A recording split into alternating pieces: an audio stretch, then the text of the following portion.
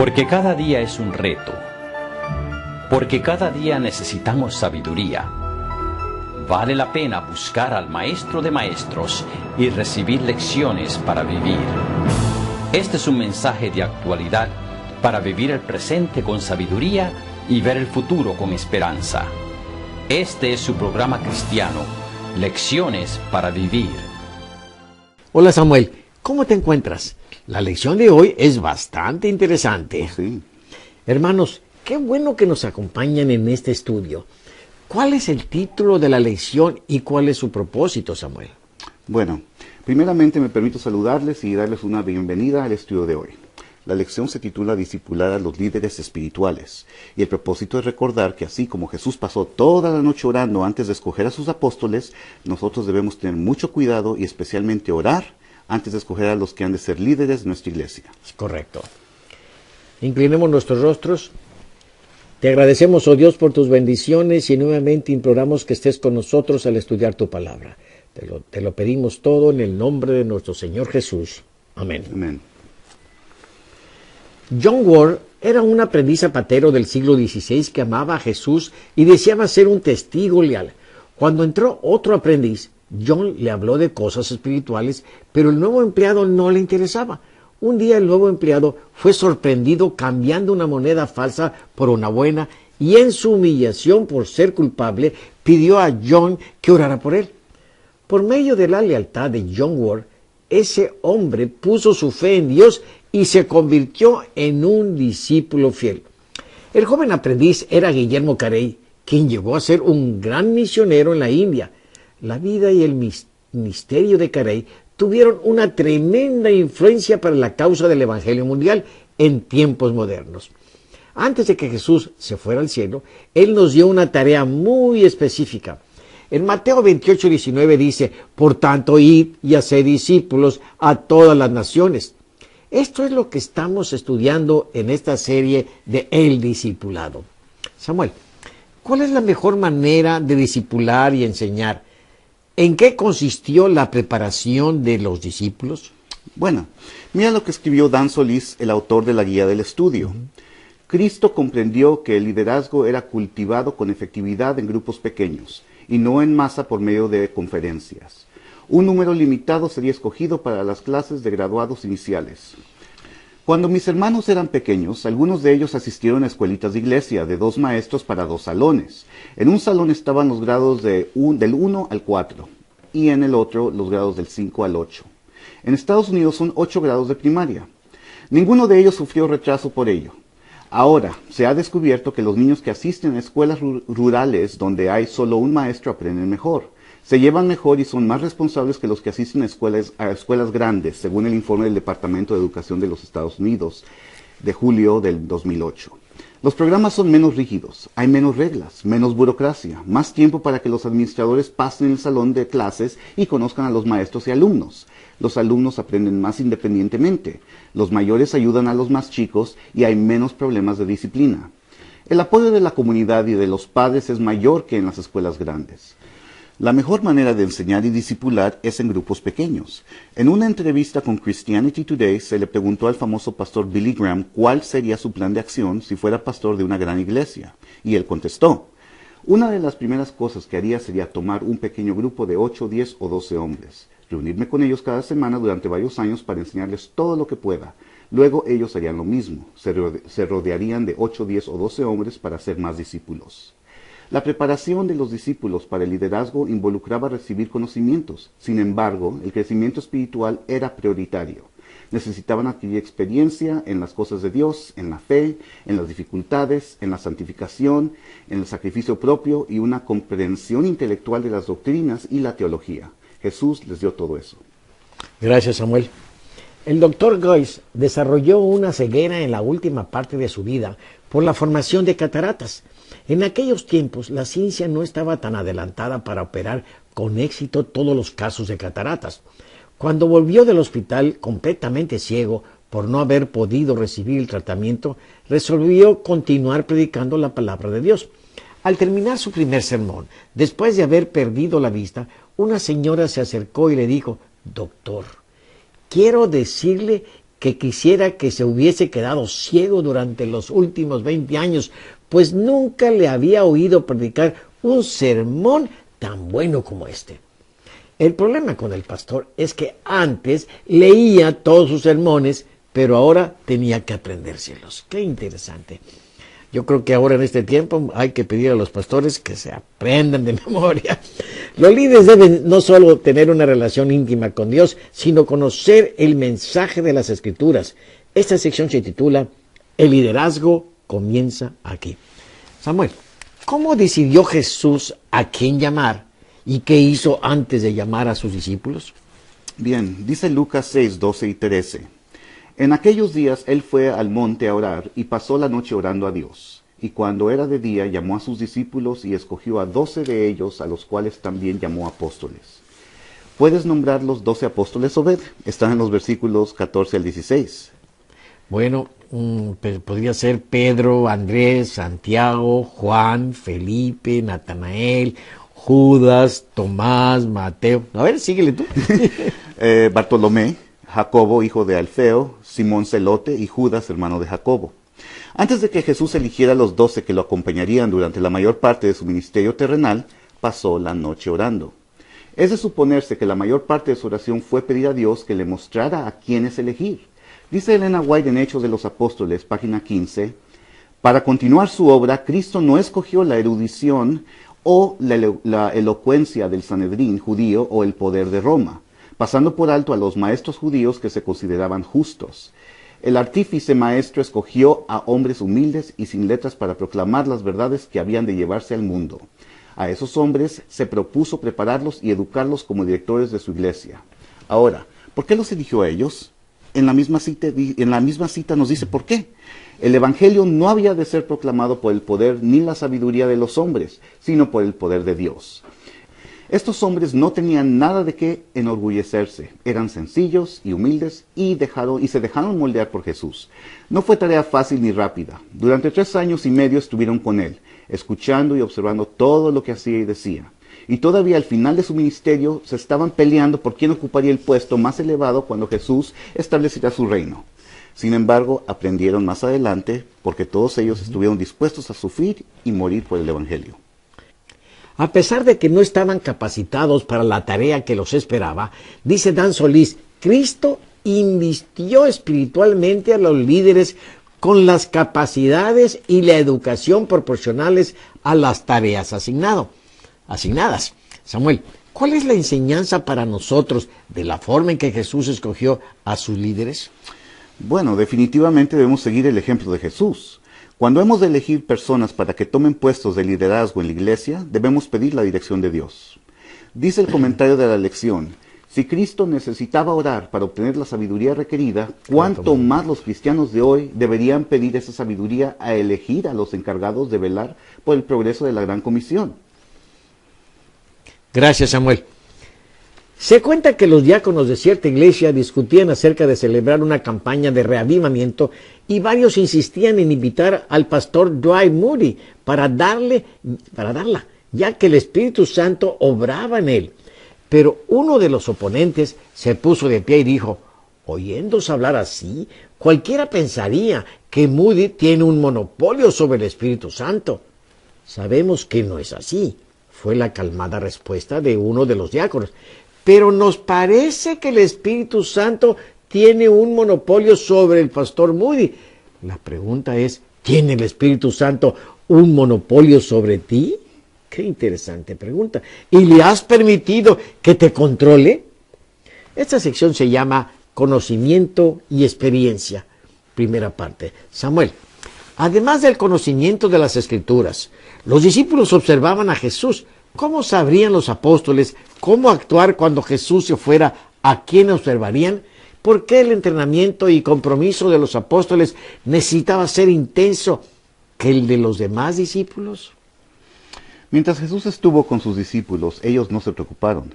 Jesús los sacaba de todos los apuros. Una noche, cuando cruzaban el mar, se levantó una tormenta y pensaron que iban a naufragar. Pero cuando despertaron a Jesús, inmediatamente calmó el viento y las olas. En otra ocasión, un padre trajo a su hijo poseído por un demonio a los discípulos para que lo curaran, pero no pudieron. Entonces llegó Jesús y echó el demonio del muchacho. Jesús siempre sabía cómo actuar y qué decir. Cuando acusaron a Jesús de no pagar impuestos, Pedro lo defendió diciendo que sí lo hacía. Entonces Jesús resolvió el problema de dinero. Le dijo a Pedro, ve, pesca un pez en el mar y en su boca encontrarás la moneda del impuesto. Y así fue. Jesús resolvía todos sus problemas de enfermedad. Un día sábado sanó a la suegra de Pedro. Resolvió problemas de alimentos, problemas de conocimiento y de toda índole. Jesús estaba muy consciente de que después de irse los discípulos quedarían solos. Y su plan no era dejarlos solos. En Juan 16, 7, 8 y 13, Jesús les dijo, os conviene que yo me vaya, porque si no me fuera, el Consolador no vendría a vosotros. Mas si me fuere, os lo enviaré. Y cuando Él venga, convencerá al mundo de pecado, de justicia y de juicio. Pero cuando venga el Espíritu de verdad, Él os guiará a toda la verdad, porque no hablará por su propia cuenta, sino que hablará todo lo que oyere, y os hará saber las cosas que habrán de venir. No fue únicamente para no dejarlos solos y para consolarlos que vino el Espíritu Santo. El Espíritu Santo ocuparía el lugar de Jesús. Los enseñaría, les daría poder para sanar y para predicar, les recordaría lo que tendrían que decir, convencería a las personas con quienes hablaran. Dan Solís agrega que sus apóstoles, guiados por el Espíritu Santo, podrían llevar su mensaje a 12 veces más lugares de lo que Jesús podía hacerlo. En cuanto a su entrenamiento y compromiso, pues por ser líderes en la iglesia debían tener un mayor conocimiento que los demás, y su nivel de compromiso era incondicional. Así debe ser con los líderes de la iglesia en la actualidad, Obed. El cristianismo no es sentimientos y emociones, es una fe racional basada en la Biblia. Los líderes y de hecho todos los seguidores de Cristo debemos conocer las Escrituras y dar una firme razón de nuestra esperanza. El conocimiento bíblico y la dirección del Espíritu Santo nos transformará en discípulos leales dispuestos a trabajar por Jesús. Gracias, Samuel. ¡Cuán bueno ha sido su sermón de hoy!, dijo cierta señora al despedir a su pastor. Espero que no sea tan bueno como el que oyó la última vez, replicó el pastor. ¿Cómo? ¿Qué quiere decir?, preguntó la dama. Pues muy sencillo, contestó el pastor. El alimento espiritual de mi último sermón parece que le duró a usted 3 meses, pues no le ha visto todo ese tiempo en la iglesia. Pido a Dios que no sea tan bueno mi sermón de hoy. Así como esta señora, hay muchas que no estudian la Biblia por su cuenta, sino que esperan que todo el alimento espiritual se los dé el pastor. Tampoco tienen una experiencia personal con el Espíritu Santo ni en la ganancia de almas.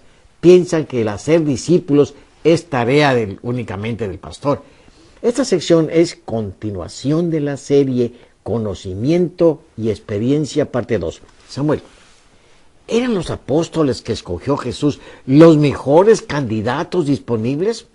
En nuestros días, ¿qué peligro podemos encontrar en cuanto a experiencia sin conocimiento? Recuerdo ver que Jesús escogió a los apóstoles después de haber pasado la noche en oración. Posiblemente para nosotros, al igual que para los dirigentes judíos del tiempo de Jesús, los apóstoles no parecían los más indicados. No tenían educación formal, no tenían una gran cultura. Eran impetuosos, iracundos, egoístas. El asunto es que Dios no llama a los capacitados, sino que capacita a los que llama. ¿Recuerdan a Moisés, hermanos? Un hombre que ni siquiera tenía la capacidad de hablar bien por haber estado entre puros animales 40 años en el desierto. Pero fue el mayor legislador y dirigente que haya existido. ¿Por qué? ¿Por inteligente? No, porque Dios lo capacitó.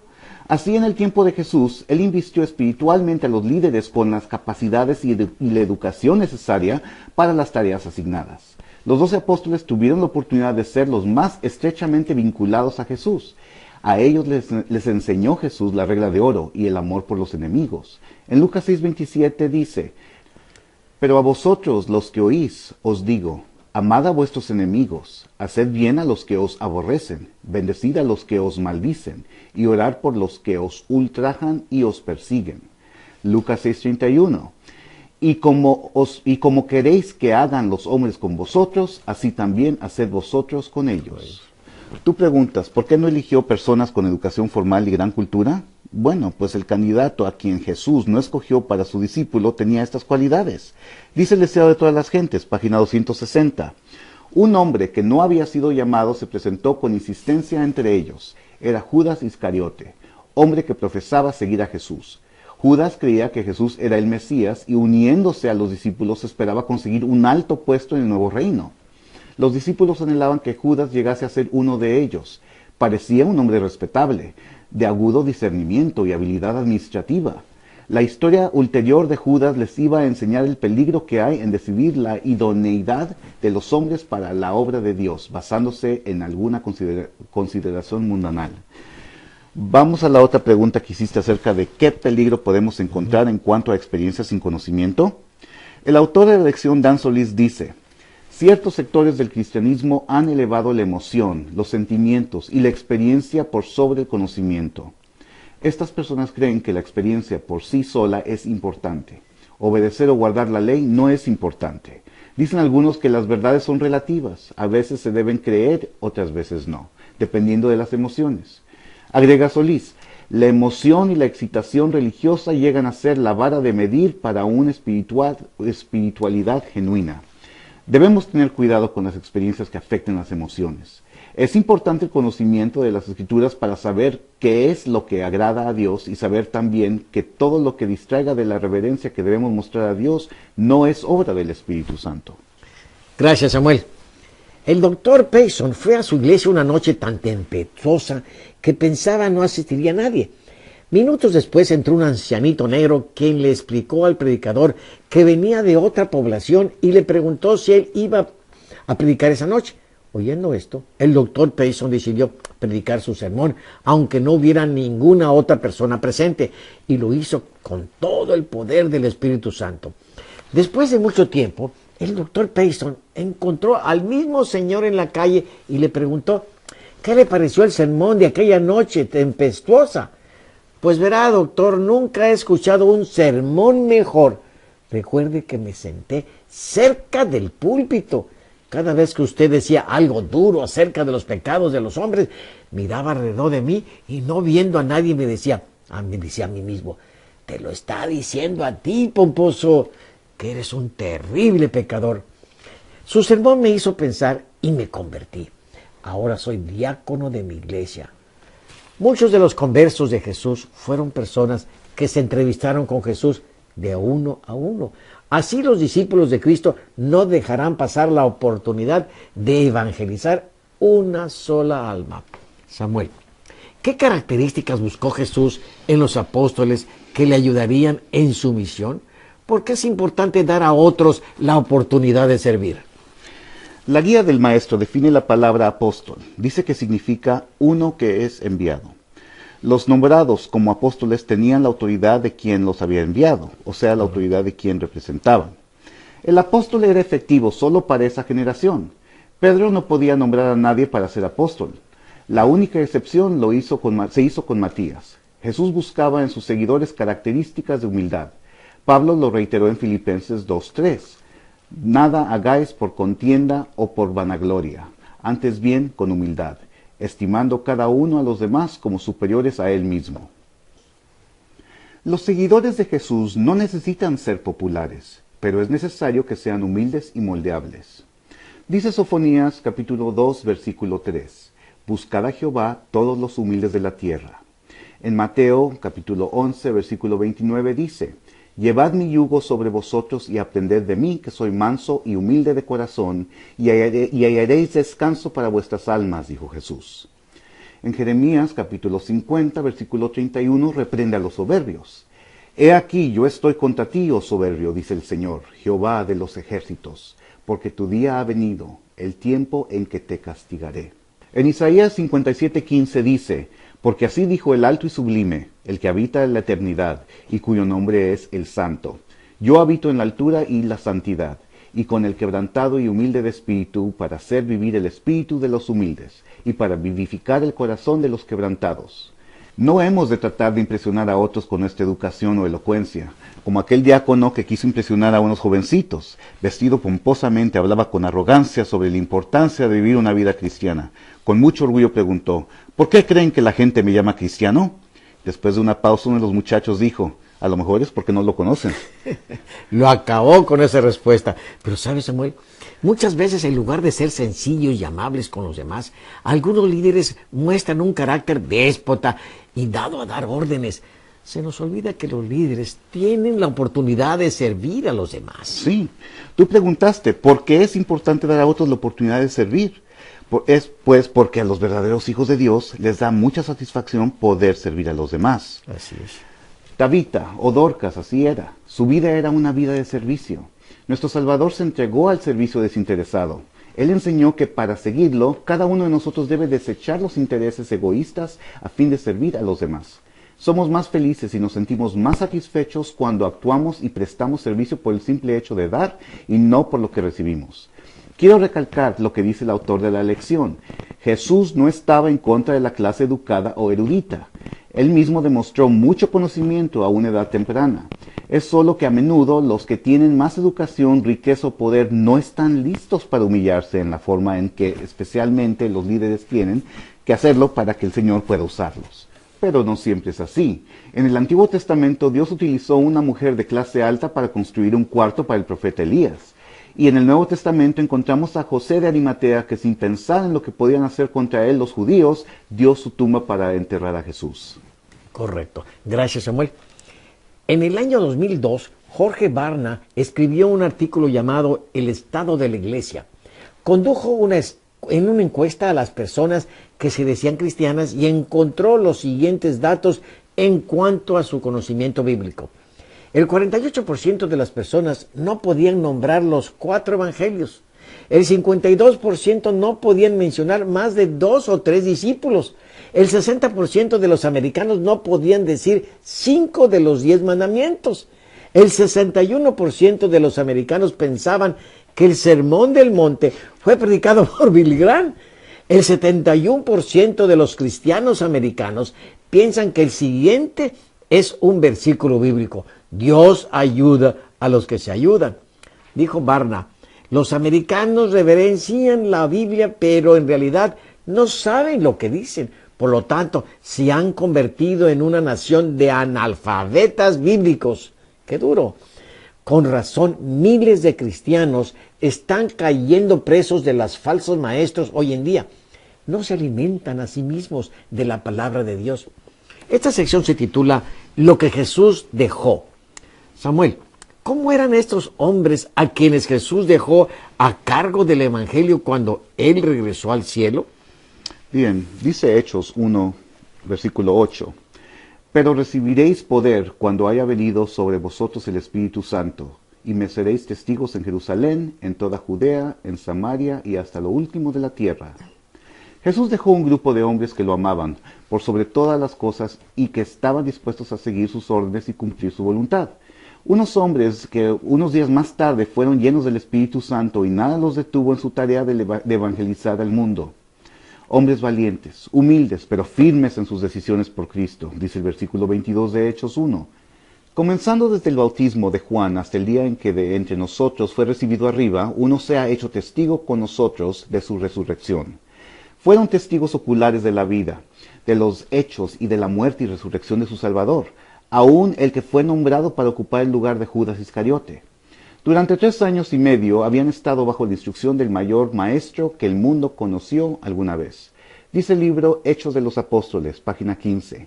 Mediante el trato y la asociación personales, Cristo los preparó para su servicio. Día tras día caminaban y hablaban con Él, oían sus palabras de aliento a los cansados y cargados, y veían la manifestación de su poder a favor de los enfermos y afligidos. No ordenaba a los discípulos que hicieran esto o aquello, sino que decía, seguidme. Los llevaba consigo para que pudiesen ver cómo enseñaba él a la gente.